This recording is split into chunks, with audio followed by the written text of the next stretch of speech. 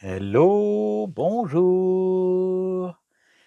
Aujourd'hui, je vous parlerai de quelque chose qui traverse toutes les cultures, toutes les époques, toutes les croyances, la mort. Mais plutôt que de voir cette mort comme une fin, nous allons l'appréhender ici comme un passage, une transformation, le retour vers une autre forme de vie. Pensez à vous abonner si la spiritualité vous intéresse, à liker. Vous pouvez aussi donner votre avis en commentaire. On commence par la séparation, la corde d'argent et les corps subtils. Au moment de la mort, plusieurs phénomènes subtils se produisent. L'un des premiers est la rupture de ce que l'on appelle la corde d'argent. Cette corde relie le corps physique au corps subtil, notamment le corps éthérique, le petit corps gris qui vibre au-dessus du corps. Elle permet, entre autres, à l'âme de voyager pendant le sommeil ou lors de certaines expériences spirituelles. À l'instant du décès, cette corde se rompt définitivement. Le corps éthérique, qui est comme le double énergétique du corps physique, se détache en premier. Il peut rester présent quelques heures jusqu'à plusieurs jours après la mort, ce qui explique certaines sensations perçues par les proches. Ensuite, ce sont les autres corps qui se désagrègent. Corps astral, corps mental, corps causal. Chacun selon un rythme qui dépend de l'évolution de l'âme. Qu'en est-il de l'âme justement, selon les circonstances du départ? L'âme elle-même est indestructible. Elle ne peut pas être blessée, mais elle peut être marquée par les circonstances de sa sortie du corps. Une mort douce, paisible, acceptée, permet une transition plus harmonieuse. Une mort brutale, quant à elle, violente ou vécue dans la peur ou la colère, peut provoquer un choc, un déséquilibre. Dans certains cas, l'âme peut rester désorientée ou attachée à certains plans intermédiaires. Il est donc important de prier pour les défunts, de les entourer d'amour, de les aider à faire la paix et à poursuivre leur chemin. Y a-t-il une guérison de l'âme après l'incarnation? Après le passage, l'âme est souvent accueillie dans les sphères de repos. Elle est entourée par ses guides, parfois par des proches déjà partis. Ces lieux, que certains nomment hôpitaux de l'âme, permettent à l'âme de se restaurer, de se recentrer, de comprendre. C'est aussi dans ces sphères que l'âme peut revoir les grandes lignes de sa vie terrestre. On parle alors de revue de vie où l'on ressent non seulement ce que l'on a fait, mais surtout ce que l'autre a ressenti à cause de nos paroles, de nos actes et de nos silences. C'est un miroir d'amour, pas un tribunal. Pensez-vous que nous sommes jugés? Question.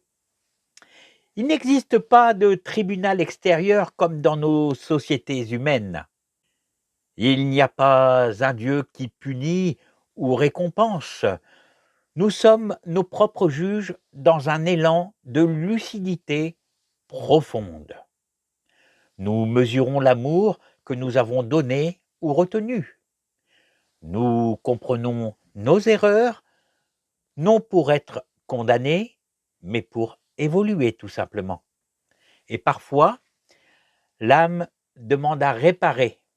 Elle choisira alors des circonstances futures pour équilibrer, guérir ou apprendre. On entre là dans la notion de karma et de réincarnation. Mais que deviennent nos guides une fois désincarnés? Une fois que nous sommes désincarnés, bien sûr. Nos guides ne nous abandonnent jamais.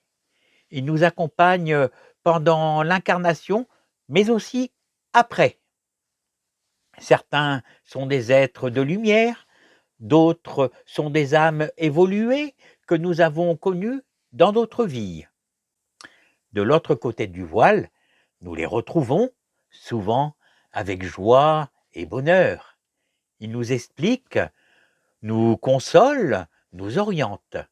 Et parfois, nous devenons à notre tour des guides pour des âmes plus jeunes. L'âme évolue-t-elle dans l'au-delà?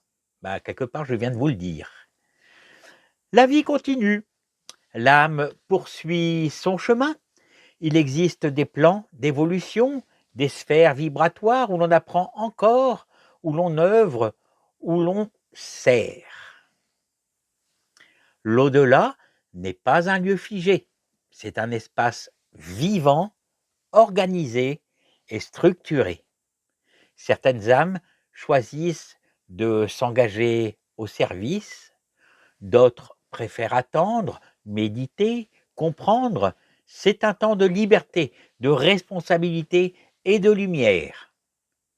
La réincarnation et les retrouvailles d'âme. Le temps n'est pas perçu comme ici-bas. D'ailleurs, on dit bien que le temps n'existe pas. Il peut se passer des années, voire des siècles entre deux incarnations. Parfois, l'âme revient rapidement pour poursuivre un travail inachevé. Parfois, elle attend pour ne pas précipiter une nouvelle expérience. Souvent, nous retrouvons les mêmes âmes dans nos vies successives, âmes sœurs, famille d'âmes, compagnons d'évolution, etc., etc. Les rôles changent, les liens se tissent différemment, mais l'amour reste. Pour conclure, la mort n'est pas une fin en soi. Elle est une porte vers plus de conscience, plus de lumière, plus d'amour. Le véritable sens de la vie n'est pas dans ce que nous possédons, mais dans ce que nous devenons. Préparer sa vie, c'est aussi préparer sa mort dans la paix, l'amour et la confiance. Car là-bas, derrière le voile, personne n'est oublié. Chaque âme est aimée, accompagnée, attendue. Merci de m'avoir écouté. Que la lumière de vos guides éclaire toujours votre chemin. Pensez à vous abonner, à liker. Vous pouvez aussi donner votre avis en commentaire. À bientôt!